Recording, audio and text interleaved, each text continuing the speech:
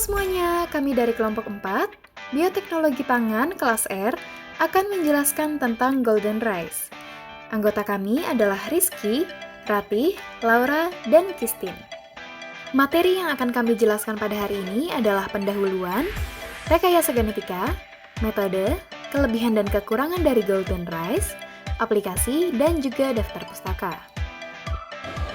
Modern Food Biotechnology didefinisikan sebagai aplikasi dari teknik modifikasi asam nukleat secara in vitro, seperti teknologi rekombinan DNA, injeksi asam nukleat ke dalam sel atau organel, atau fusi dari dua sel dari teknologi yang berbeda-beda. Maka secara sederhana, Modern Food Biotechnology dapat didefinisikan sebagai aplikasi dari modern biotechnology terhadap pangan untuk meningkatkan kualitas dan kuantitasnya, meningkatkan laba, mengurangi dampak negatif pada lingkungan, atau hanya untuk mempertahankan bahan pangan dari hama. Organisme ini lazim disebut sebagai Genetically Modified Organism atau GMO. Contohnya itu adalah tomat flavor saver, BT corn, atau pada presentasi ini kami akan membahas tentang Golden Rice. Golden Rice sendiri adalah salah satu contoh dari produk transgenik nasi yang mengandung kandungan karotenoid yang lebih tinggi. Tujuannya itu untuk meningkatkan asupan vitamin A di daerah-daerah yang kekurangan vitamin A seperti di Afrika atau di beberapa daerah di Asia. Golden Rice ini dikembangkan dari tahun 1999 sampai 2021 dan baru saja di tahun 2022 Golden Rice di-ACC oleh negara Filipina untuk disebarkan dan ditanam. Tantangan-tantangan tersebut meliputi kegagalan modifikasi varian nasi seperti di India di mana yieldnya itu berkurang sampai 60-70%, dan juga di Cina di mana Golden Rice itu dianggap tidak seefektif seperti beta carotene oil untuk anak-anak. Regulasi-regulasi negara juga mencakupi Cartagena Protocol dan Nagoya Protocol, dan juga ada tekanan aktivisme dari organisasi anti-GMO seperti Greenpeace. Golden Rice sekarang dikembangkan oleh IRRI dan diproduksi oleh Syngenta. Yang selanjutnya yaitu rekayasa Golden Rice. Pada Golden Rice ini, gen dimasukkan dalam rice genome dengan melakukan rekayasa genetika sehingga terjadi akumulasi dari beta karoten dalam gabah dengan menambahkan hanya dua sifat atau jenis, yaitu yang pertama adalah piton sintase atau PSI dan piton desaturase atau TRI. Jaringan disusun kembali dan hasilnya beta karoten mengumpul di dalam endosperma atau gabah. Intensitas warna kuning adalah ciri dari konsentrasi beta karoten dalam endosperma beras. Golden Rice ini adalah hasil penelitian seorang ilmuwan rekayasa hayati bernama Patricus. Patricus mengidentifikasi masalah mengapa beta karoten tidak dihasilkan oleh tanaman padi. Ia kemudian menemukan bahwa tanaman padi hanya bisa setengah jalan dalam pembuatan beta karoten dikarenakan tidak ada enzim di dalam tanaman padi yang dapat mengkatalis 4 tahap terakhir. Oleh karena itu ditambahkan gen yang dapat memfasilitasi sintetis beta karoten yang berasal dari bunga bakung. Untuk merekayasa jalur menuju pembentukan karoten diperlukan untuk melengkapi 4 enzim tanaman, yaitu fibrina sintase, fibrina desaturase, karoten desaturase, dan lycopene siklase. Atau upaya transformasi dapat disederhanakan dengan mengurangi jumlah enzim yang dibutuhkan dan menggunakan desaturase karoten bakteri yang mampu memperkenalkan keempat ikatan lengkap yang diperlukan. Nah, pada gambar 1 tersebut merupakan alur biosintesis provitamin A. Nama-nama enzim diberikan. CRTI menunjukkan desaturase karoten bakteri yang mampu melakukan semua reaksi desaturase yang diperlukan yang membutuhkan 2 enzim pada tanaman. Panah tersebut menunjukkan kapasitas biosintetik prenilipid endosperma pada tipe liar dan urutan reaksi yang diperlukan untuk diselesaikan untuk menghasilkan vitamin A. Selain vitamin A, Patricus juga berpikir mengapa padi memiliki kadar zat besi yang begitu rendah dan mencari solusi dari pertanyaan tersebut. Patricus kemudian berinisiatif untuk menambahkan gen ferritin yang berasal dari kacang ke dalam gen padi untuk meningkatkan kadar zat besi.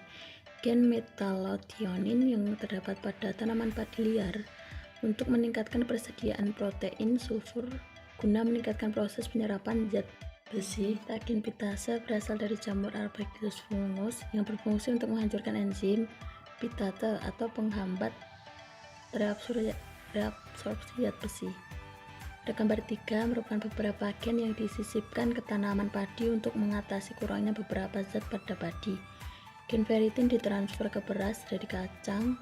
Ferritin meningkatkan kandungan zat besi pada nasi. Kemudian gen fitase ditransfer ke beras dari kacang. Ferritin meningkatkan kandungan zat besi pada nasi. Kemudian gen fitase ditransfer ke beras dari jamur fitase yang menghambat reabsorpsi besi, dihancurkan oleh enzim fitase. Gen methyl-tionin ditransfer ke beras dari beras liar. Protein methyl-tionin memasuk sulfur ekstra untuk meningkatkan penyerapan zat besi enzim. Untuk menyisipkan sebuah gen pada sel tumbuhan, kita membutuhkan vektor tertentu. Sejauh ini vektor terbaik untuk menyisipkan gen yaitu Agrobacterium tumefaciens. Hal tersebut karena bakteri tersebut memiliki plasmid atau tumor induksi plasmid yang dapat berintegrasi ke dalam DNA tumbuhan. Berikut merupakan langkah-langkah untuk menyisipkan gen. Yang pertama, plasmid yang terdapat pada bakteri Agrobacterium dikeluarkan dari sel bakteri Agrobacterium, kemudian dipotong dengan menggunakan enzim endonuklease retriksi. Yang kedua, isolasi DNA penggoda protein gen yang kita inginkan dari organisme tertentu. Dan yang ketiga, sisipkan gen yang kita inginkan tersebut pada plasmid dan rekatkan dengan enzim DNA ligase. Selanjutnya, masukkan kembali plasmid yang sudah disisipi gen ke dalam bakteri Agrobacterium. Plasmid yang sudah tersisipi gen akan terduplikasi pada bakteri Agrobacterium. Yang selanjutnya, bakteri akan masuk ke dalam sel tanaman dan mentransfer gen. Kemudian sel tanaman akan membelah. Tiap-tiap sel anak akan memperoleh gen baru dalam kromosom dari sel tanaman dan membentuk sifat atau karakteristik yang baru. Selanjutnya, pada gambar 5 dapat diamati bahwa bakteri yang sudah terintegrasi dengan TI plasmid akan dimasukkan ke dalam potongan kecil dari sel tanaman atau explant. Metode untuk memasukkan DNA plasmid yang terdapat pada sel bakteri ke dalam sel tanaman ini disebut dengan transformasi. Di sini, gen pengkode protein tertentu yang sudah bergabung pada TI plasmid akan tersisipi pada kromosom tanaman. Selanjutnya, explant yang sudah memiliki gen tertentu akan dikulturkan atau dibiarkan secara in vitro. Explant dari tanaman tersebut akan tumbuh menjadi kalus yang dapat diinduksi untuk membentuk batang dan akar. Kalus tersebut akan tumbuh menjadi planted atau tanaman kecil. Planted kemudian akan tumbuh menjadi individu tanaman transgenik yang bisa ditanam di dalam tanah. Golden rice adalah tanaman yang diproduksi secara genetika. Biji-bijiannya kaya akan beta-karoten.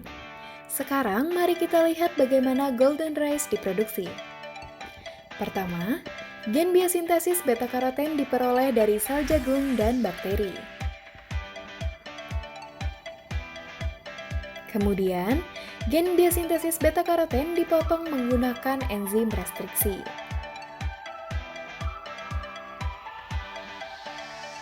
Sementara itu, plasmid diperoleh dari bakteria yang disebut Agrobacterium. Plasmid dipotong menggunakan enzim restriksi yang sama.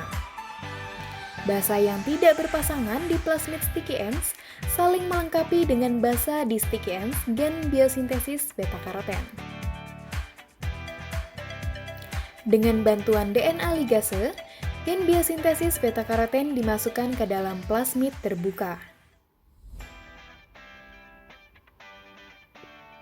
Plasmid rekombinan akan terbentuk. Kemudian dicampur dengan agrobacterium yang diolah secara kimiawi. Agrobacterium yang ditransformasi dibiarkan menginfeksi embrio padi. Selama infeksi, gen biosintesis beta-karoten terintegrasi ke dalam DNA embrio padi.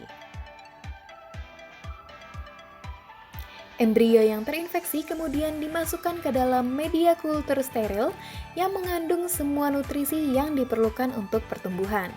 Embrio membelah dengan pembelahan sel mitosis untuk membentuk massa sel yang tidak berdiferensiasi yang disebut dengan kalus. Akhirnya, sel-sel kalus dipindahkan ke media kultur yang mengandung hormon. Hormon mendorong pertumbuhan akar dan juga tunas. Sel-sel berdiferensiasi menjadi berbagai jenis sel dan plantlet terbentuk. Plantlet kemudian ditanam di tanah untuk pengembangan lebih lanjut. dan mereka berkembang menjadi tanaman dewasa yang disebut dengan golden rice. Terdapat beberapa kelebihan dan kekurangan dari golden rice itu sendiri. Kelebihan yang pertama, golden rice mampu menyediakan kebutuhan vitamin A dan karbohidrat yang diperlukan oleh tubuh. Yang kedua, mengandung beta-karoten tinggi atau vitamin A sehingga mengurangi resiko rabun senja dan kebutaan, terutama kepada anak-anak. Yang ketiga adalah hasil panen lebih tinggi daripada beras padi biasa. Untuk kekurangannya sendiri yaitu merusak plasma nutfah, biodiversitas, dan keanekaragaman hayati. Yang kedua, perpindahan gen yang berpotensi membahayakan apabila terjadi penyerbukan silang. Apabila tanaman padi transgenik ditanam di lahan alami, maka serbuk sari dapat membawa gen transgenik dan menyerbuki padi alami. Lalu yang ketiga adalah mengurangi resistensi terhadap antibiotik. Dan yang keempat, menyebabkan reaksi alergi pada beberapa orang karena kandungan golden rice itu sendiri. Saya akan menjelaskan aplikasi rekayasa genetika di bidang lainnya. Yang pertama adalah bidang industri farmasi. Salah satu contohnya ialah rekayasa genetika berupa protein yang disebut dengan tissue plasminogen activator. Protein ini dapat membantu melarutkan darah yang membeku dan juga menurunkan resiko serangan jantung. Yang kedua adalah hormon dan protein terapis. Salah satu penyakit yang banyak diderita masyarakat modern adalah diabetes. Oleh karena itu, dibutuhkan hormon insulin yang dapat menyembuhkan penyakit tersebut. Namun, insulin dari hewan berpotensi untuk menimbulkan reaksi alergi karena ketidakcocokan pada struktur insulin tersebut. Karena masalah yang ada, produksi insulin kemudian dialihkan dengan cara lain, yaitu dengan merekayasa mikrobia seperti E. coli agar dapat menghasilkan insulin manusia. Aplikasi yang ketiga adalah pada antibiotik dan juga vaksin. Salah satu contohnya adalah eritromisin.